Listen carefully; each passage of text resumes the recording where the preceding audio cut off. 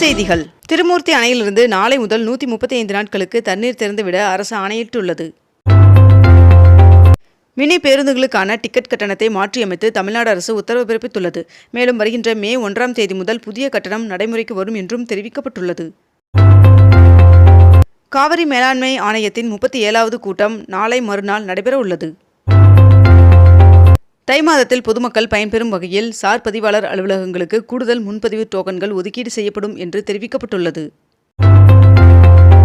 மணப்பாறை சிப்காட் வளாகத்தில் இன்று மாலை சாரண சாரணியர் இயக்க வைர விழாவை துணை முதல்வர் உதயநிதி ஸ்டாலின் அவர்கள் தொடங்கி வைத்தார். கல்வி மருத்துவ சிகிச்சைக்காக திமுக இளைஞர் அணி அறக்கட்டளை சார்பாக 15 பேருக்கு நிதியுதவியை துணை முதல்வர் உதயநிதி ஸ்டாலின் அவர்கள் வழங்கினார். இனி உங்கள் சொத்துக்கான பட்டாவுடன் வரைபடத்தையும் ஒரு சேர பதிவிறக்கம் செய்து கொள்ளும் திட்டத்தை தமிழக அரசு செயல்படுத்த உள்ளதாக தகவல் வெளியாகியுள்ளது. அமெரிக்க அதிபராக பதவியேற்ற டொனால்டு ட்ரம்ப் அவர்களை சந்திப்பதற்காக பிரதமர் நரேந்திர மோடி அவர்கள் வருகின்ற பிப்ரவரி மாதம் அமெரிக்க பயணம் மேற்கொள்ள உள்ளதாக தகவல் வெளியாகியுள்ளது. பஞ்சாப் மாநிலத்திற்கு விளையாட சென்ற கபடி வீராங்கனைகள் சென்னை திரும்பியுள்ளனர்.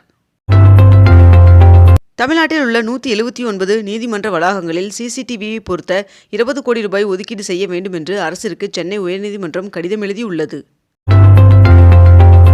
திருவாரூர் ஆட்சியர் அலுவலகத்தில் நேற்று நடைபெற்ற பொதுமக்கள் குறைதீர் கூட்டத்தில் 286 மனுக்கள் பெறப்பட்டது.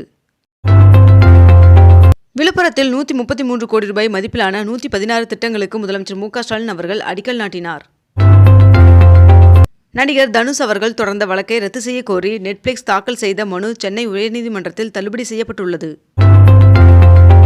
சென்னையில் வருகின்ற பிப்ரவரி 4ஆம் தேதி அதிமுக கள ஆய்வுக் குழு ஆலோசனை நடத்தப்பட உள்ளதாக அதிமுக பொதுச் செயலாளர் எடப்பாடி பழனிசாமி அவர்கள் தெரிவித்துள்ளார்.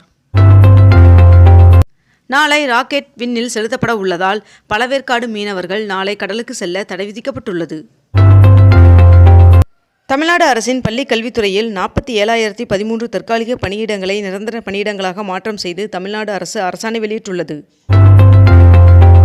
கோவை மருதுமலையில் ஆசியாவிலேயே மிகப்பெரிய முருகன் சிலை அமைய உள்ளதாக அமைச்சர் சேகர்பாபு அவர்கள் தகவல் தெரிவித்துள்ளார்.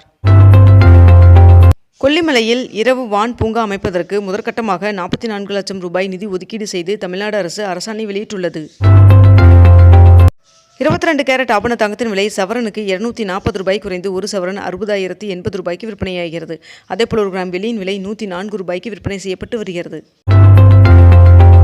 முதலமைச்சர் மு.க. ஸ்டாலின் அவர்கள் விழுப்புரம் அரசு ஆரம்ப சுகாதார நிலையத்தில் திடீர் ஆய்வு மேற்கொண்டார். சனாதன தர்மம் குறித்து சர்ச்சைக்குரிய விதமாக பேசிய தொடர்பாக துணை முதல்வர் உதயநிதி ஸ்டாலின் அவர்களுக்கு எதிராக தொடரப்பட்ட 3 ரிட் மனுக்களை உச்சநீதிமன்றம் தள்ளுபடி செய்தது. தமிழகத்தில் வருகின்ற 30ஆம் தேதி ராமநாதபுரம், தூத்துக்குடி, திருநெல்வேலி மற்றும் கன்னியாகுமரி ஆகிய மாவட்டங்களில் கனமழை பெய்ய வாய்ப்புள்ளதாகவும் 31ஆம் தேதி கோவை மாவட்டங்களின் மலைப்பகுதிகள், நீலகிரி மற்றும் ஈரோடு ஆகிய மாவட்டங்களில் மழை பெய்ய வாய்ப்புள்ளதாகவும் வானிலை மையம் தகவல் தெரிவித்துள்ளது. இந்திய கிரிக்கெட் வீரர் ஜஸ்பிரீத் பும்ரா அவர்கள் ஐசிசியின் 2024ஆம் ஆண்டிற்கான சிறந்த டெஸ்ட் வீரர் விருதை வென்றுள்ளார். முதலமைச்சரும் திமுக தலைவருமான முதலமைச்சர் மு.க. ஸ்டாலின் அவர்களின் தலைமையில் திமுக கட்சியின் எம்பிக்கள் கூட்டம் நாளை நடைபெற உள்ளது.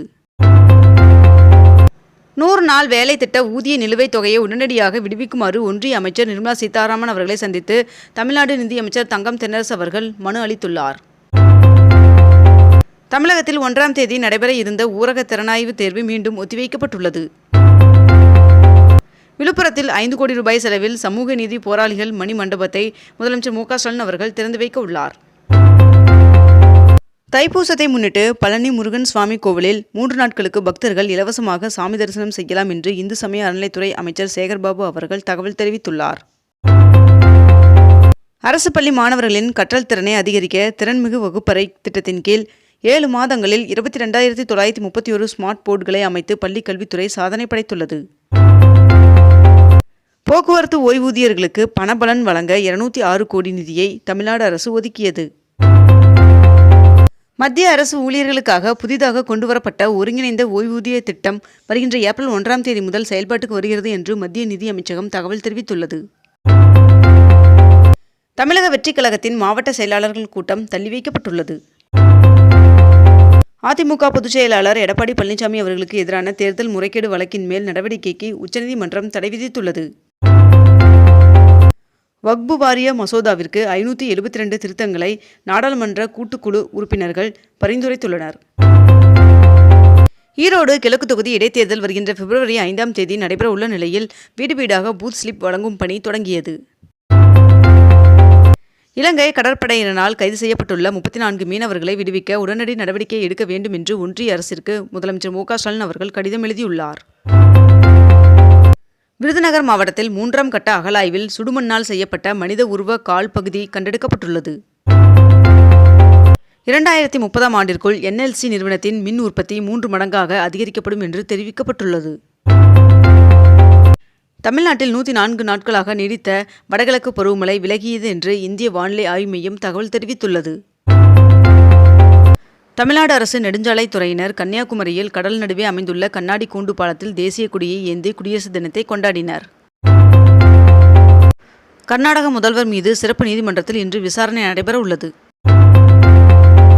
புதிய தொழில்நுட்பங்களை உருவாக்கும் முயற்சியில் IIT மெட்ராஸ் ஈடுபட்டு வருவதாக பிரதமர் நரேந்திர மோடி அவர்கள் பெருமிதமாக தெரிவித்துள்ளார். வேளச்சேரி தாம்பரம் நெடுஞ்சாலையை கடக்க 14 கோடியில் நடைமேம்பாலம் கட்டும் பணிகள் வருகின்ற மார்ச் மாதம் தொடங்கப்பட உள்ளதாக நெடுஞ்சாலைத்துறை அதிகாரிகள் தகவல் தெரிவித்துள்ளனர். நாட்டிலேயே முதல் மாநிலமாக பொது சிவில் சட்டத்தை உத்தரகாண்ட் மாநிலத்தில் அமல்படுத்தப்பட்டுள்ளது. குடியரசுத் தலைவர் திரௌபதி முர்மு அவர்கள் டெல்லியில் தேசிய கொடியேற்றி மரியாதை செலுத்தினார். மேலும் இக்குடியரசு தின விழாவில் பிரதமர் நரேந்திர மோடி அவர்கள், ஒன்றிய அமைச்சர் ராஜ்நாத் சிங் அவர்கள், முப்படைகளின் தளபதிகள் பங்கேற்றுள்ளனர்.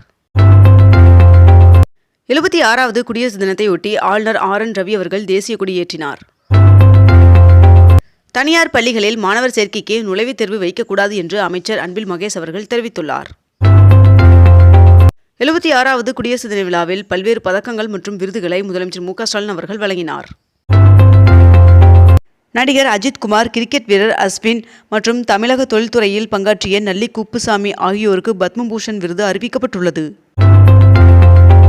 மொத்தம் 139 பேருக்கு பத்ம விருதுகள் அறிவிக்கப்பட்டுள்ளது. அதில் பத்ம விபூஷன் விருதுகள் 7 நபருக்கும், பத்மபூஷன் விருதுகள் 19 நபருக்கும், பத்மஸ்ரீ விருதுகள் 113 நபர்களுக்கும் வழங்கப்பட உள்ளது. திருப்பூர் மாவட்டத்தில் புதிதாக தேர்ந்தெடுக்கப்பட்ட 42 அறங்காவலர்களுக்கு நியமன ஆணைகள் வழங்கப்பட்டுள்ளது. திருச்செந்தூரில் கடல் அரிப்பு தொடர்வது குறித்து 5 நிறுவனங்கள் ஆய்வு செய்து வருகின்றன என்று அமைச்சர் சேகர்பாபு அவர்கள் தெரிவித்துள்ளார்.